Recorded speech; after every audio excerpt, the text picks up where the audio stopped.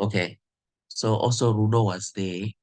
Okay, it's okay. You can just respond while we are talking. That's still fine as well. Okay. Last time when we met, we agreed that we are going to start working on these applications. And and the first thing that we're going to be working on is selecting schools and for specific programs. And if possible, contacting those schools as well. So I just want to make a follow-up before I start maybe today's discussion on Melody and Rudo, if you have gone through that, and as well as there may be others as well who have also started doing the same. So you might take the mic, either of you or anyone else who have started this journey, and then we can hear you out like uh what are you like, are there any challenges, and like just a sort of like a testimonial, just a few minutes, maybe 2 minutes would be okay. Are you okay, Melody, to start? Yeah, sure, I am. Hi, Okay, awesome. everyone. Thank you for the platform. Yes, I started, and I had actually started prior to joining the group. So I had selected schools, and even when I joined the group, I continued selecting schools that I'm Are you interested free in, to tell obviously. us the program? Sorry. Are you free to tell us the program you are working on? Okay, And I'm interested in humanitarian studies, social work, humanitarian. So that's my interest. okay. So I've been doing that. So and sadly, today I actually received my regret from one of the universities in the US, citing my not readiness in my writing mechanism. So I'm happy actually to have received that, and because it's actually I think it's the right time to receive a regret when I'm in this group, so that obviously I can learn and improve, with the knowledge that I'm gaining in here. So the journey would obviously continue getting the nuggets that we're getting from these meetings. Thank you. Thank you very much. Thank you very much. So how many investors did you apply? Um, I've applied to, okay, in the US, it was just that one because I was focusing in the UK. So I'd gotten a quite good prior, obviously, to joining this group. The focus was in the UK. So I would obviously progress. The supervisors would progress my application, but somehow along the way, I would not, follow through. Okay. Uh, yes. Okay. That's okay. It's okay. Thank you very much. I'll come back to You're that one. welcome. Anyone else? Rodo? Hello. Yes, how are you? Can Yes. Are you okay? You can call.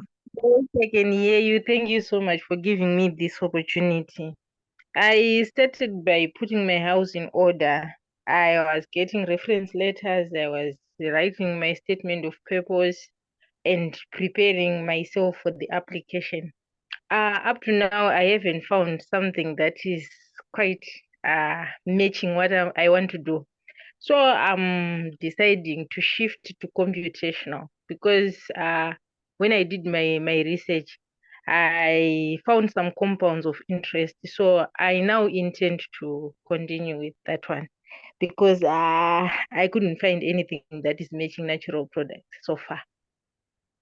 Okay, like sorry that this we are not familiar with the background. Do you mind like giving us a bit of a background? Okay, like what are you uh what are you oh, okay. Sorry. I now understand.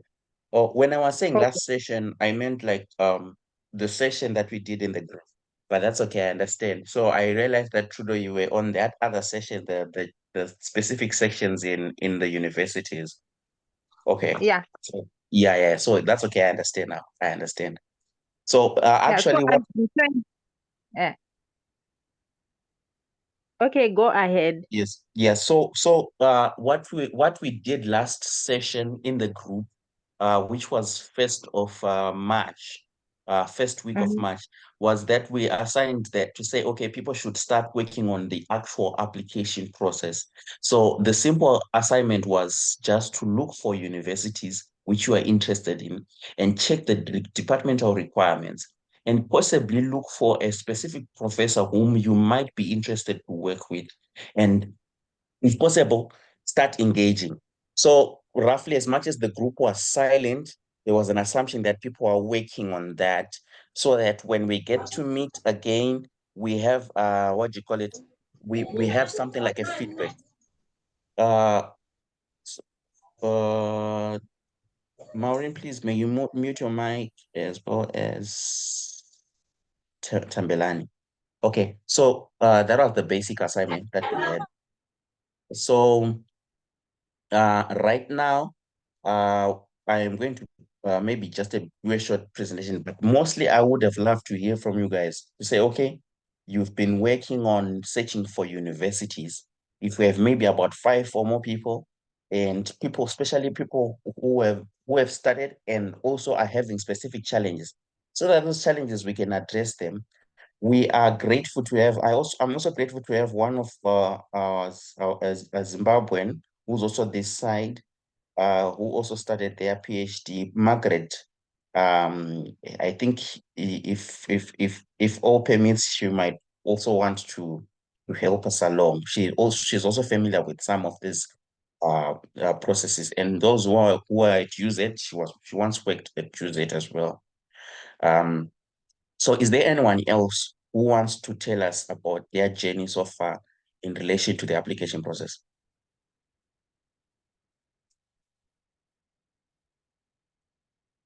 If you are there, you can just raise your hand.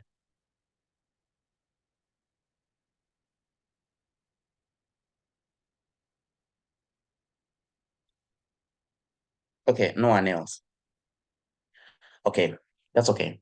So today I'm going to talk about funding about in graduate school. It's not much, but I was actually hoping that this will be the bigger chunk where you guys telling me and communicating if you're having any challenges, if you are having any successes.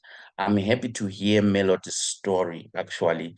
A rejection is not necessarily a rejection in the context of time, but rather a, a response, a feedback in which one can work on now. For example, if you get a rejection, you now work on the missing pieces. You now work on how best you can enhance. And sometimes you have to be happy to say, at least you did something.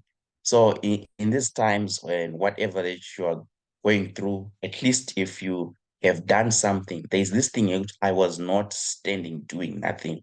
So this also goes back to all of you guys who have joined this meeting. The purpose of these sessions are not just to dishing out information, but to remove this fatigue of of of of of people having information but doing nothing about it. But rather, the purpose of these meetings, specifically these meetings, are there so that we keep checks on each other on in relation to the process, right? So my idea and my hope for this group is that we create something like a group army, which is working on filing applications, right? And I'm just hoping that all of you guys who have joined are equally energized and equally interested in working on the application process. So uh, last time, I also highlighted the idea that US universities are timely when it comes to applications. There are specific times which they do open for applications. And in most cases, in the context of time, most of them they open uh, for for next year spring as well as fall intake. They open in August or they even open in October, somewhere there. Some even open earlier, right? So the good thing about having this thing starting now is you get to know what is really needed in relation to the application process, and you get actually prepare and compile your documents in relation to application process. When the time comes for you to file your papers, you get to file your papers. You don't just wait or you don't respond impulsively I would like to say most applications, they actually fail because people respond impulsively. You haven't looked at the requirements, but yet you are really, really interested in the applications. I have my own testimonies on the application that I responded impulsively, and I didn't get the feedback that I was expecting, but it was also part of the learning journey, right? So I'm also encouraging you guys that do not work in an impulsive manner in relation to applications. Prepare and compile your documents in time. For example, in the context of US universities, it's something that is constant. So you will know that most universities will open in August, in October. Right now, in our department, we are now already accepting like people who applied last year now. We are now familiar that some people are actually going to come, right? Recently we had a meeting with some of the potential guys this side in the US who are willing to join the department. So now when it comes to next year, my expectation is next year around February, March, I would be happy if most of you have feedback. It might be good, it might be bad, but I will be happy to hear that most of you have feedback. One, it means that you have done something. Two, it means that you can work on something. So I am encouraging you once more. Let's not stop.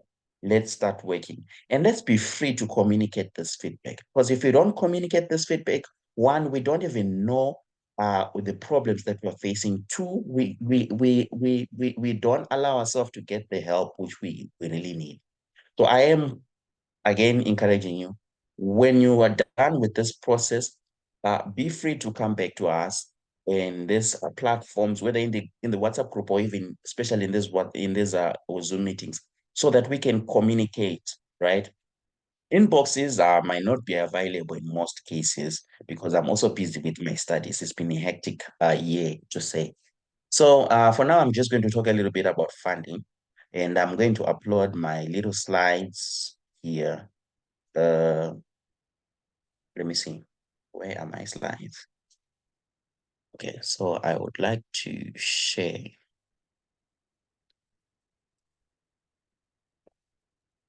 Okay, I'd like to share my slides now. Let's see. Okay, it's not much, but it's something that we can discuss. Can you see my slides?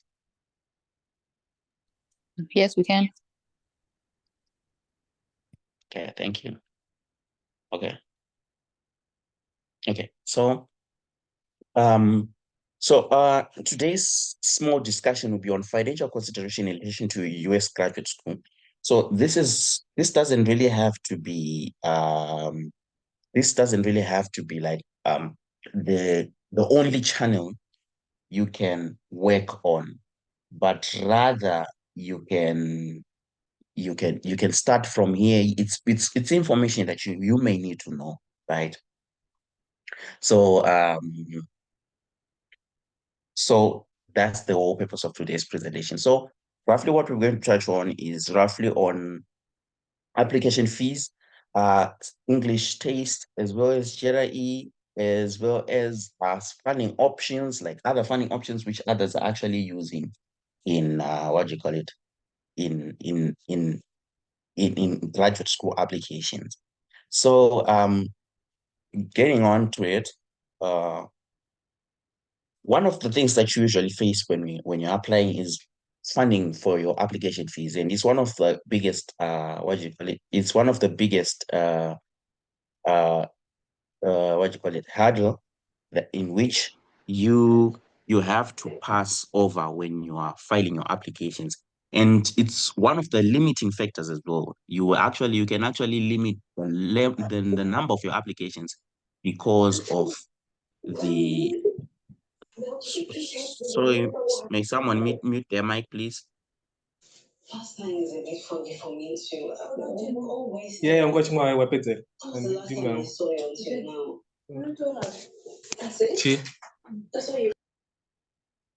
Okay,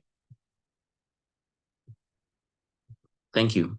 So application fees is one of those issues that it may be a challenge to some of you guys. And to me personally, it was a limiting factor. It's one of the reasons why I had to settle down to some few universities. So in US application fees, most of them they range between $20 to $100, but of course prices they vary. Investors, I think, MIT and Harvard, they also have very high application fees, like around 150, 120, somewhere there. And this is just some of the things like uh the most prestigious universities usually they have the highest application fees, and some of the public universities, public institutions have subsidized application fees. So you need to consider one of these things. So one thing that you need to do is when you are getting into your application, before you even start, sometimes, since if finance is an issue, you look at application fees when you're looking at the university requirements, rush through the requirements. And also, even if you don't find the actual figure of the application fees, be free to actually Google to write application fees. So that if you find any document which kind of communicates to you what the actual value is, it helps you to decide. I did that for many universities. I think there was more than 15 universities that I did that, just to check what is the application. Sometimes it might need you to start doing the application process itself, and then finally you check the final tab before submission. They'll tell you this is the application fee that you need to pay.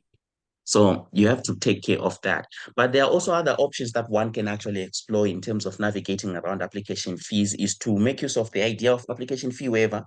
Some of the universities that charge application fees, they actually do provide application fees waiver upon request and upon pre-evaluations of your qualifications. For example, some of the departments actually pay for your application fees.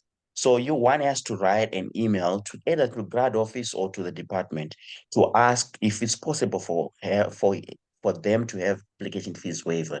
So sometimes some of the universities, if they are looking for so many people, they really sometimes they even issue out what they call application fee waiver code, which if you use during your applications, you might have to pay to do that.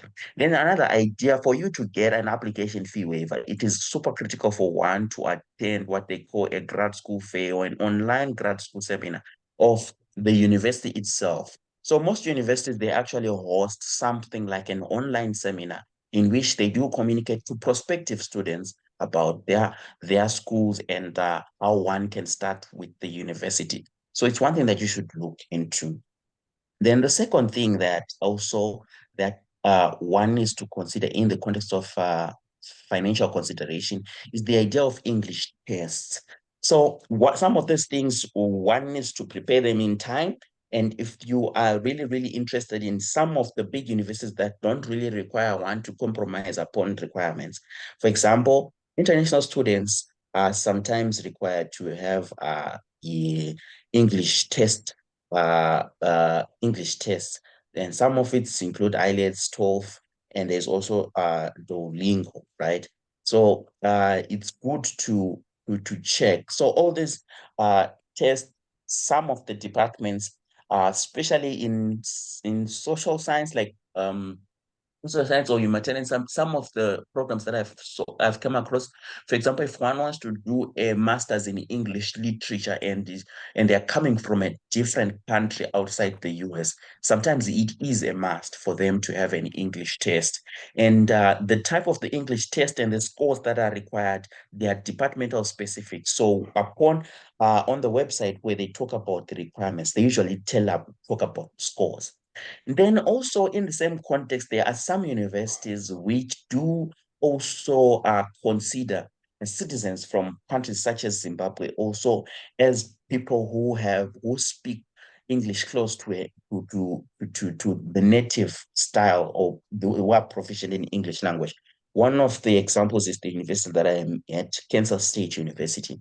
And I just made a screenshot there that you can see there, the English speaking countries. And one of the English-speaking countries that is considered not to submit or not to provide English proficiency scores is actually Zimbabwe, as you can see from the list. So you need to check also, as much as they can write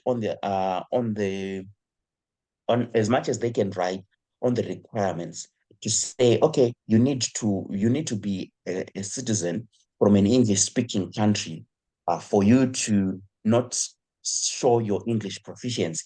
They might write that, and it might actually scare you to say, oh, the way I understand English speaking countries, they're supposed to be Australia, they're supposed to be Canada, they're supposed to be England.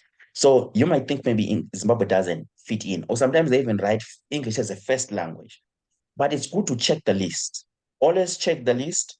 So check the list and check if your country is not there. You can also use this as a screening criteria when you're looking for other universities as well. So just pass on this one and see if your requirements also can be met.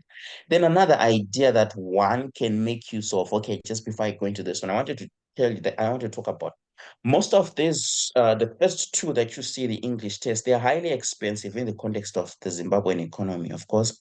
And but there is one option which is called the Duolingo test, right? Which I was also considering taking. It's roughly around $59, which is quite comparably affordable compared to the others.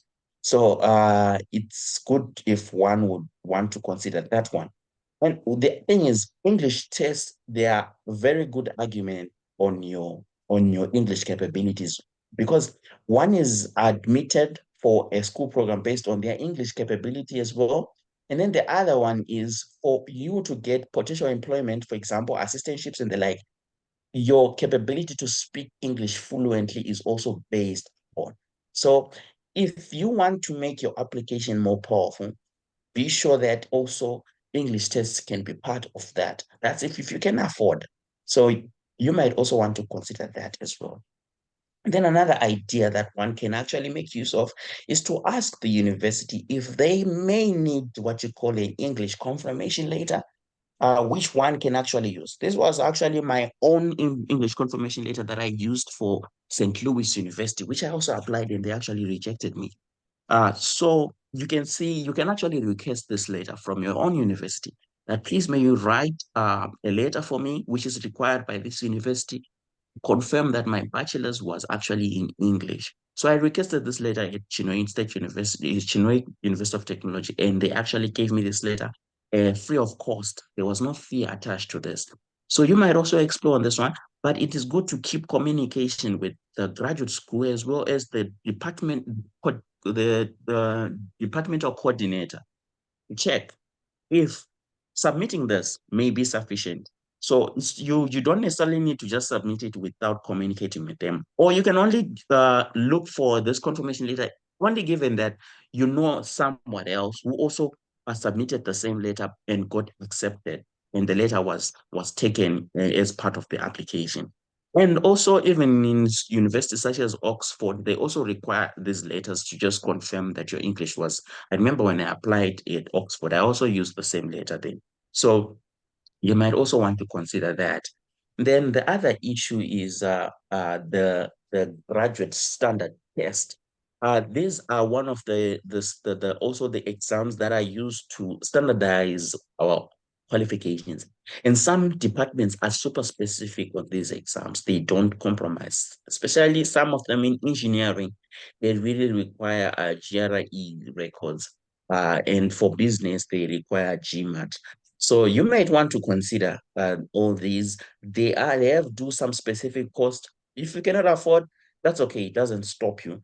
But if you can afford, you might as well do them. So for all those guys who are interested in Fulbright as well, these tests you have to take them.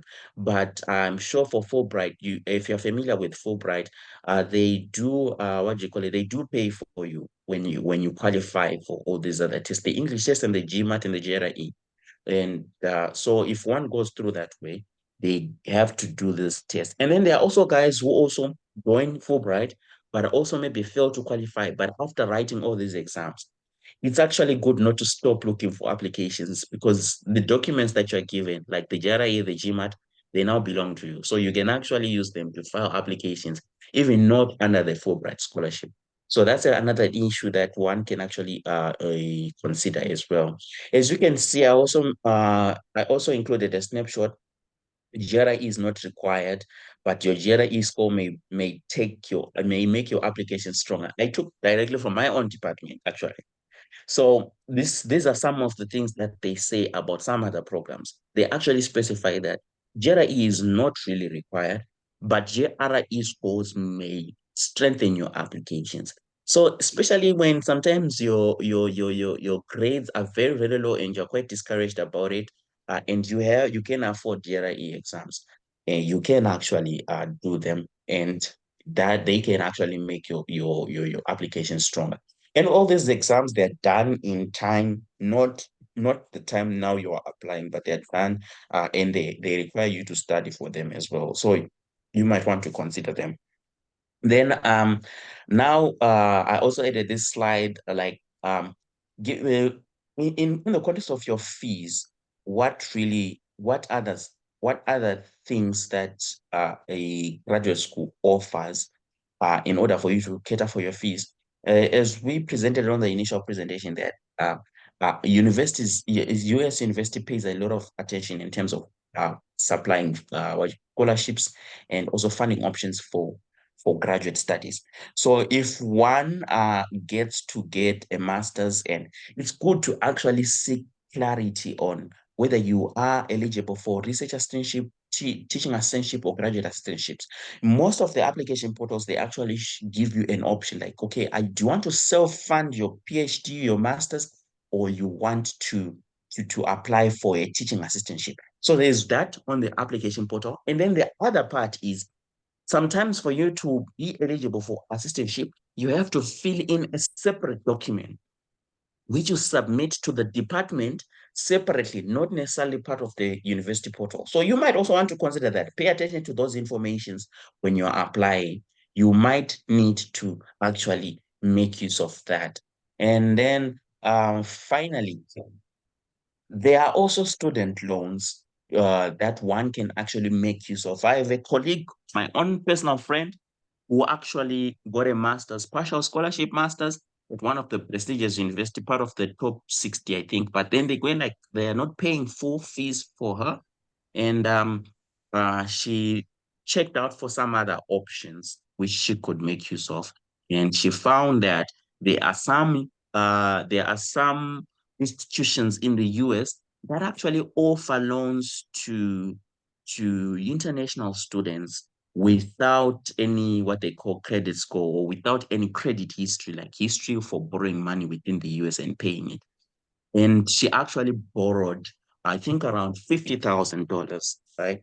$50,000. And she's now preparing to come this side. So it's possible to actually do that. So it's good to check with your loan options and apply and see if that is possible.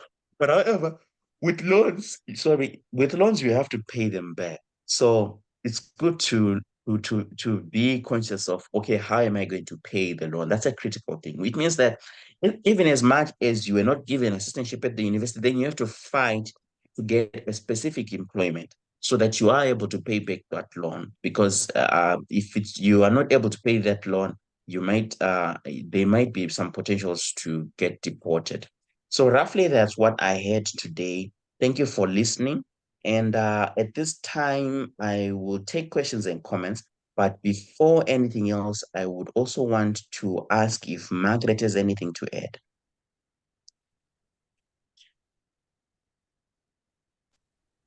Margaret, are you here? Yes. Yes. Do you have Yes, anything to you. Oh, hi everyone. I'm Margaret.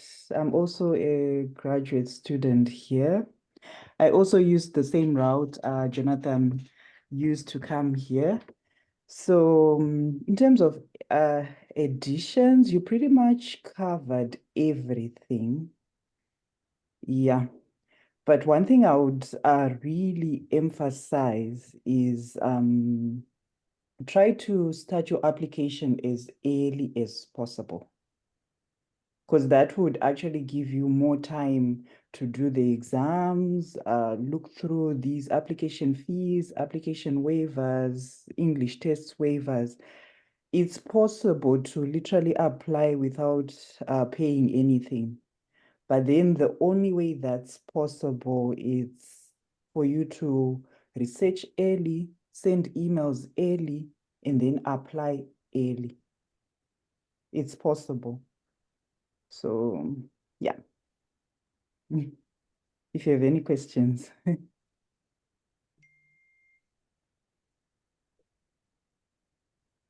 Yeah, for now we'll take questions. Please be liberal.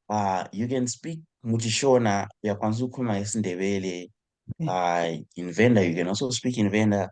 That's okay. This is not so much of any formal platform. So be free. Taurani Shona kana muri comfortable. But taurani chindebele zvese. Just speak your There piece. is a question, Jonathan, on the chat. Yes. It says, Mhm. where do you register these English and GRE tests in Zimbabwe? Would you like to answer that? Okay, let me just check. Okay, yeah. With the GRIEs as well as the good thing that one can do, I'm not sure of the exact place, but one of my colleague this side, actually my roommate, he actually wrote all those tests in Zimbabwe. And I heard that one is written in Blawa and the other one also in Harare. So you can actually get them, but I'm not sure the exact place. I didn't take down the address to paste it here, and I don't know it offhand, but I think I saw the address when I was doing this background research. Yeah, I can But help if you you're on not sure, the I can help you on okay, the IELTS yes, one. If you're very into yes. IELTS. Mm-hmm. Yeah, the IELTS one, you book online with the British Council. So you go to the British Mm-hmm. Council website and you book. But obviously you make sure you're booking the right one because there's a lot of IELTS. So I think for purposes of the study, maybe it will be academic, IELTS academic, because there's quite a number of IELTS. You know, there's general, there's UKVI, there's blah blah blah. So it will be academic, I'm assuming. And then you book online and then they tell you where to write. There are different venues in Harare. For example, you can write at, there's a place close in Emerald Hill, close to Potras. I can't remember their name, but they're next to Potras in Emerald Hill. But they change, the stations change. So they will tell you where to write. And I remember at some point in time, they were done at showgrounds. So the venue, they really change. So you have to look at your because they send you an email as to where you write your English. So that's about the IELTS. It's British Council website. You do it online and you pay at the bank Stanbic if it hasn't changed. So they don't handle money. They don't see you. You do everything online and then they tell you the details. So there are two tests that you then write. There's the physical one, and then there's the reading test is done separately. Sorry, the speaking is done separately, and then the writing, listening, and the other one, they're done in one session. So only the speaking is done in another session on a Saturday normally. So you do all your three during the week on a Wednesday or whatever date, and then the Saturday, the Saturday in that week, you do the speaking. Yeah, so you'd obviously know which band they accept in a different university. When you're applying, they tell you we want overall band 7, and every aspect of the reading, speaking, listening should be 6 and above or whatever. So you'd also know when you're applying to say University of so and so, they want overall band 8, and in every whatever I should score 7. So yeah, that's about IELTS. I don't know about the GRE. Thank you. Oh, Yeah, GRE. thank you.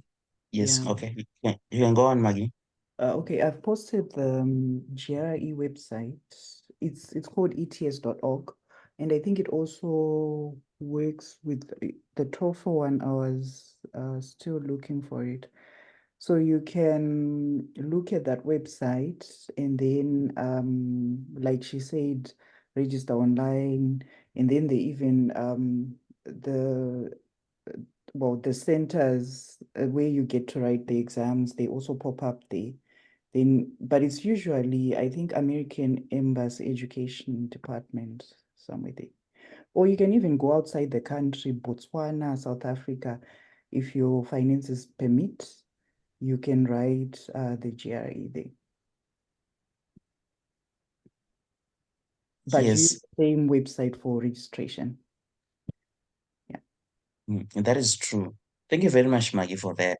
And also, I want to add that you can make use of, Maggie said something about the U.S. Education Services Department, right? Yeah. If you will check online Mm. on the Harare, the US Embassy in Harare online. They have a page in which they talk about services that are offered at the US Education Department. And from the testimonies that I've had, myself, I've never used it myself, right? But some colleagues that I've met, they've actually told me that that department is very, very helpful. And they freely give information. And even when it comes to your application, they can actually help you to say, oh, you are missing this thing when it comes to applications. Like if you have your documents and the like, they can actually help you freely on how you can choose, you can make some decisions in relation to application. This also includes some reading materials for GRE and as well as IELTS, if I'm mistaken. And also, I do have, I will send a Google link today, which contains something like a compiled folder by other people who have also done, who have also walked this path. So I will share that Google link where you can find materials if you are looking into writing these exams. Yes, and I think there was also other guys who had hands. Let me see, who had their hands raised. Was it Joseph? Someone was raising their hands. Whoever was raising, please, you can go on into ask. You can even post your questions in the app. Yes, or you can say them them. out.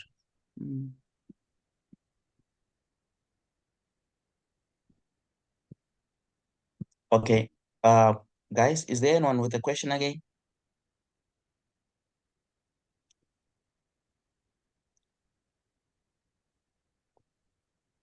Oh, I have a question, Jonathan, since one question is one might ask, okay, you said something about waivers. How do I get the waiver? How do I send the email? Are we going to talk about that? Yeah, something like that. That's a very good one, actually. That's a very good one. Yeah. I had a sample for an email that relates to application waiver. Let me see if I can be able to locate it. Let me see if I can be able to locate it and just show you. Uh, that's a very good question, but the sample was not fitting on the slides. Right. Let me just check.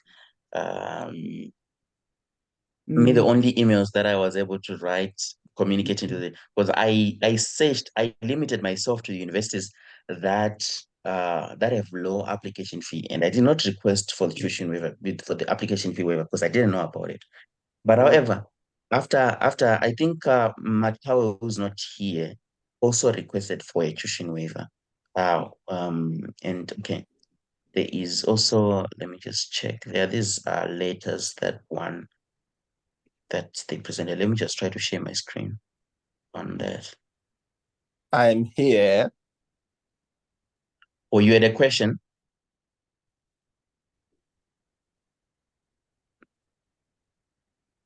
Oh, Macaulay, you are here. I didn't know. Okay, so you can tell us about how to request for a publication fee waiver. Sorry for skipping you, brother. Hello. So there are many ways for applying for application fee waivers, and you mentioned, I think, all of them. So I just used one option where I requested the department to pay for my application fees. So what happened is after I had my interview with my supervisor or my potential supervisor, I then just asked in passing if it was possible to get any application fee waivers. And then he just requested that I send my CV and my transcripts. And then the department paid for my application fees.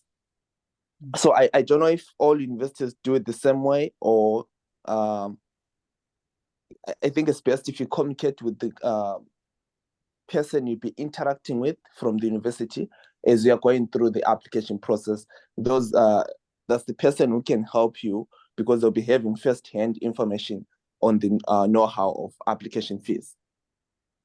Okay.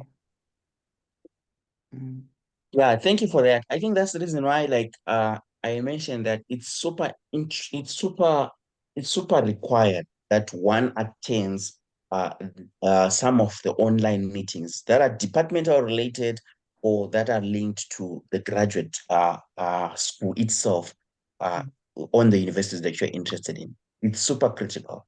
Of course, the time zones, they differ, so which makes it a little bit tricky. But if you're able to attend those, please attend. Because once you attend those meetings, it's easy to ask uprightly to say, okay, how do can I get an application fee waiver?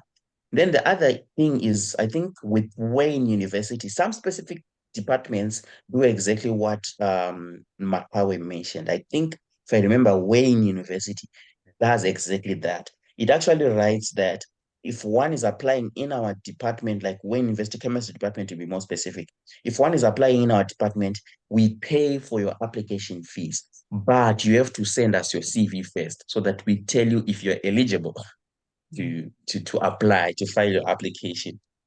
So some universities do that directly. They need your CV so that they pre-qualify you for the application process, and then they now cater for your fees, something like that. Okay. Can I add something there, Jonathan? I think when you go to the university website, right, depending on how big or how small the university is, some universities you might need to go through the like the dean or the graduate office, right? Some big universities, you might need to identify who's called the graduate chair admissions officer or the chairman of the department in that in your program of interest. So if it's a small university, probably the graduate office does that. Then if it's a big university, you might want to do it at departmental level. But whichever way, even if you're not sure, just send emails to both and then say, hey, I'm interested in doing this program. Do you offer fee application waivers, right? And then they will tell you what to do, whether it's the department or the graduate office. But Oh, this has thank you to very be much. done in time. Remember, it has to be done before the deadlines. So the first thing when you go to the graduate website, the first thing is to look at the more like uh, okay. Okay. The first thing is to look at the deadlines and then try to send these emails as early as possible so that they can give you those waiver codes like Jonathan mentioned. Yeah, thank you very much. Thank you very much. I want to take as many questions as you can. Please, may you please pop out your question. Please just tell us. Just communicate with us. There are so many people and I really want to hear your thoughts. So I am now kindly asking. Please ask questions as well as comments. Is it a question by Tembelani? It's can you guys share at least one template of a CV that can be taken or that can be entertained? Oh, okay. I don't know. Matawe, do we have a session on CVs? We have a session on CVs. We do, right?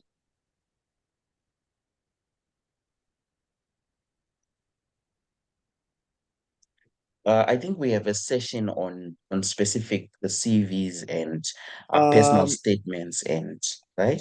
I'm not sure if we have, I think we should be having one of the sessions which covers the most important documents required for the application process, I think, if I'm not mistaken.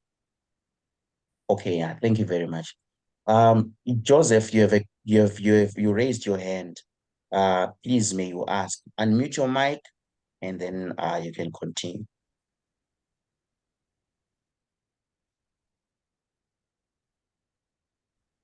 Joseph,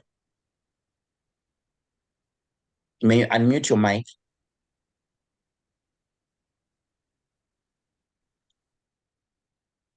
Okay, so that Joseph is not there. Okay, that's okay. Kawanda, do you have anything to say?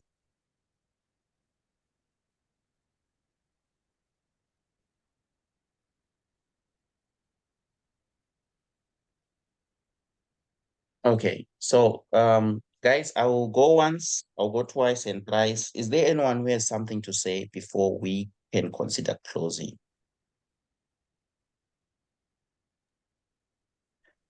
I have one thing to say. Mhm. I've posted the TOEFL website and the GRE website in the chat. for Okay, those- please, if you can, you also post it in the group. That will be great as well. Oh, okay, in the main group. Okay, that's Yes, fine. that'll be also good. Um, That's fine. and then what else? Yeah, I just wanted to show you this website that I found. Uh, this one with different samples that I saw how to write a waiver request letter. They are the samples and they write about how you can request and the best situation which meets your needs, you can actually work on that one. So I will not go through and read almost everything, but you can visit this website. Let me also try to post it as well, or even check on Twitter, asking like just checking, okay, application fee waiver, USA. You search, you'll find some posts of different individuals who are actually willing to share with you some templates on how to request all this information. So please make use of all these resources before your application. So today I only had one feedback. Next time I'm really expecting quite a number of feedback. I'll be really happy to hear about the time, like the process which you have been going through. Okay, I see there is also a question.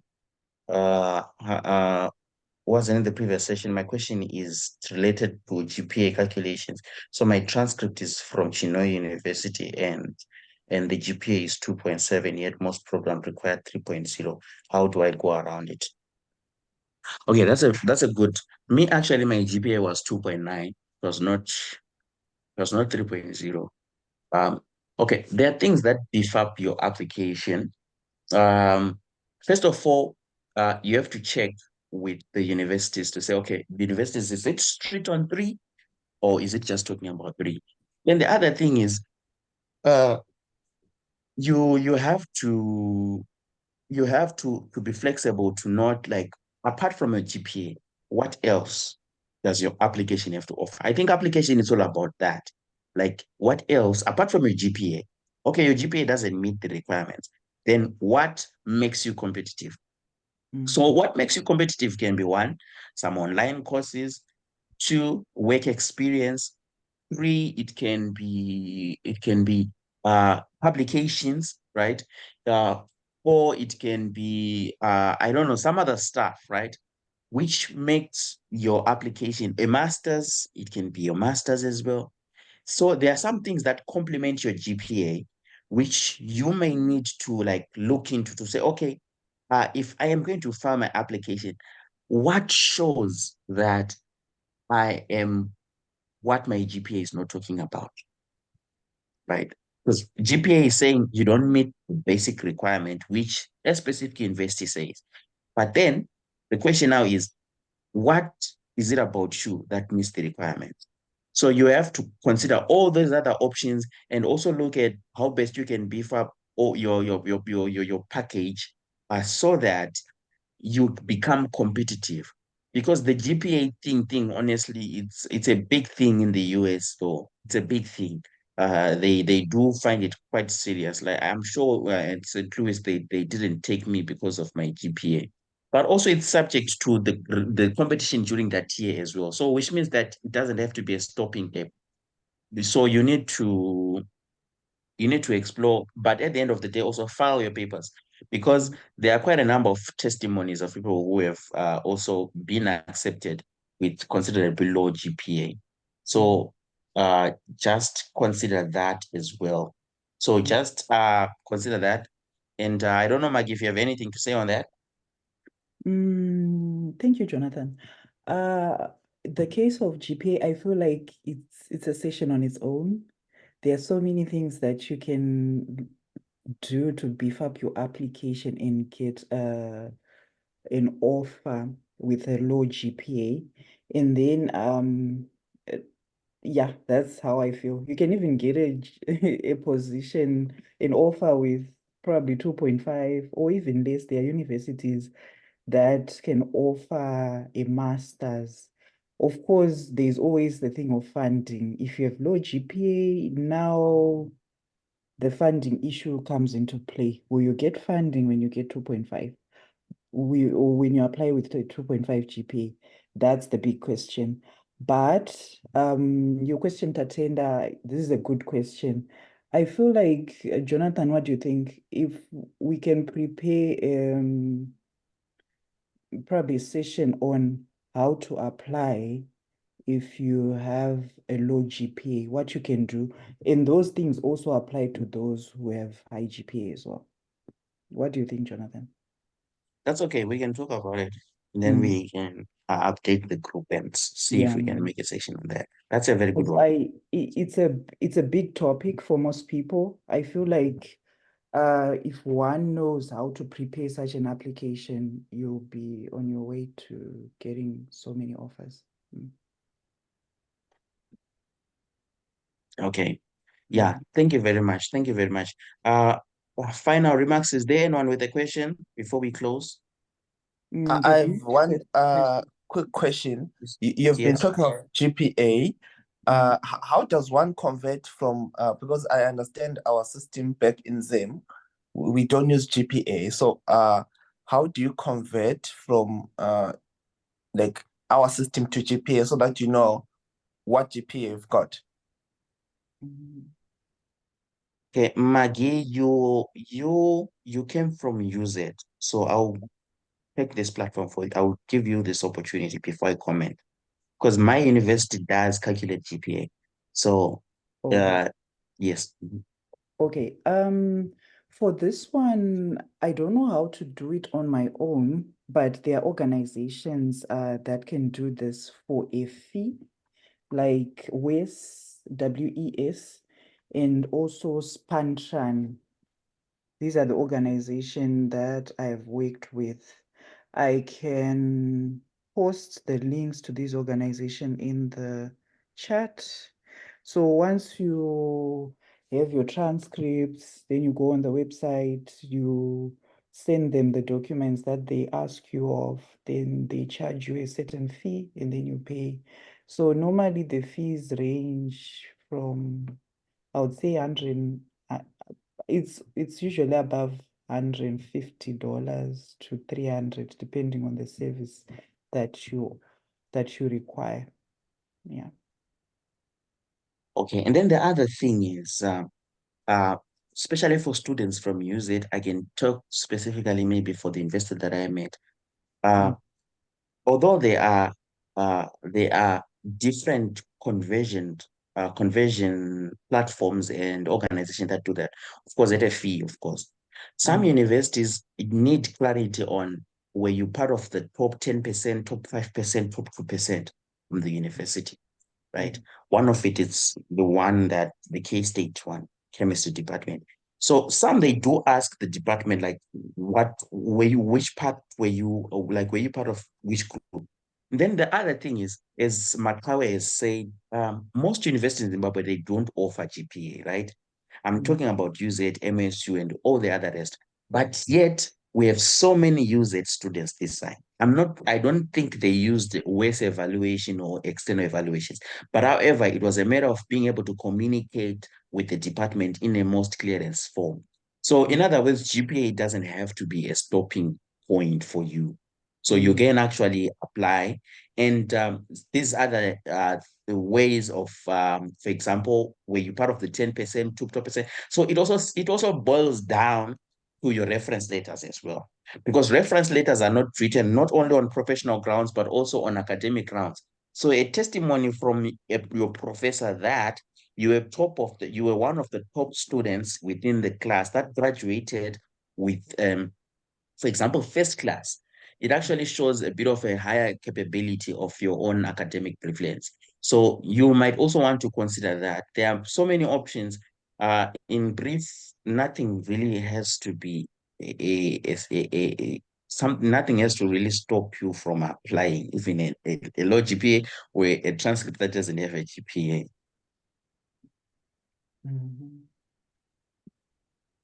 Okay, do we still have more questions before we close?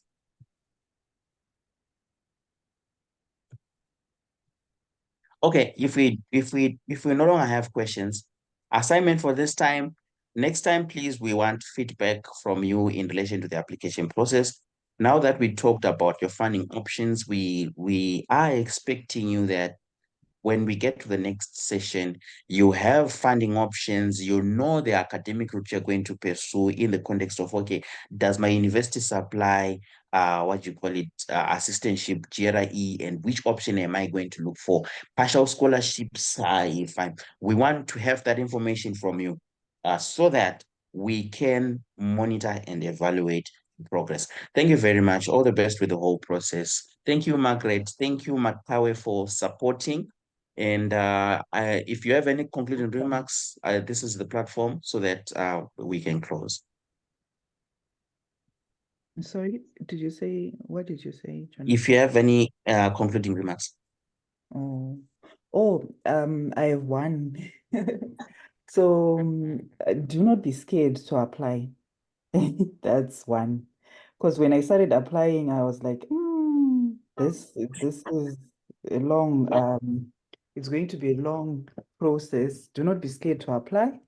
And also be ready to put in the work. Like Jonathan mentioned, it's not easy, but it's possible. It means you might need to spend more time researching on schools and all that. Yeah. Makawe? Yeah. I also have one thing to mention. So first on the GPAs, so like you mentioned, that there should not be a hurdle or a wall to stop you. I myself, I never did a conversion. So I think it was just all about communication with the department as to what grades did I have. So even if I had not done the conversion from the like for example, first class, second class, things like that to GPA, but I still managed to get a place. So I feel like it's all about communication with the department or whoever you be applying to. Okay, yeah, thank you. So if you are looking for, let's say, samples to communicate, the group is there for you. The reason why I'm also supplying the group for you guys is so that you link up yourselves with the type of the applications you are working on. As you can see, based on this initiative, there is no grounds for selfishness. There is no grounds for I can do it alone. It's better we try to do it together and we can actually be better. Some of the colleagues that we have met this side, I can talk from my other brothers and sisters from Sri Lanka. They work as a team. Let's say the whole stream is applying, and each student is applying at least 10 universities. They get to throw their applications. And you see a lot of them this side. Why? Because they do these things as a group. They do these things as teamwork. So that's the other thing. I really want to emphasize this. There's no grounds for selfishness. There's no grounds for I can do it alone. You can do it alone, but you always see that there are some things that you might have made use of which require teamwork.